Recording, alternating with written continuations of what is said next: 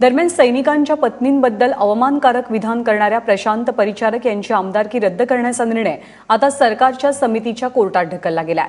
महसूल मंत्री चंद्रकांत पाटील यांनी विधान परिषदेत यासंदर्भात 7 सदस्यीय समिती नेमण्याची घोषणा केली आहे।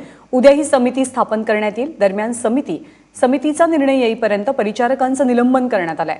तसंच समितीचा निर्णय सरकारला मान्य असेल असंही चंद्रकांत पाटलांनी म्हटलंय। त्यामुळे प्रशांत परिचारकांच्या आमदारकीचं भवितव्य आता समितीच्या निर्णयावर अवलंबून असेल। आणि त्यामुळे आम्ही अशी विनंती सभागृहाला केलेली आहे की 7 जणांची सर्व पक्षाची समिती नेमू। ज्या समितीचा अहवाल येईपर्यंत परिचारकांना निलंबित केलं जाईल आणि सभागृहाच्या समितीने जो निर्णय देतील आजपर्यंत घडलेल्या घटनांचा सगळा आधार घेत आणि परिचारकांना त्यांचं म्हणणं मांडण्याची एक न्याय प्रत्येकाला अधिकार आहे, तेवढा एक अधिकार देऊन समिती जो निर्णय करेल तो सरकारला मान्य आहे आणि तो निर्णय सभागृहाच्या नेत्याने किंवा सभागृहाच्या संसदीय कामकाज मंत्र्यांनी मांडायचा असतो, त्याप्रमाणे आम्ही मांडू।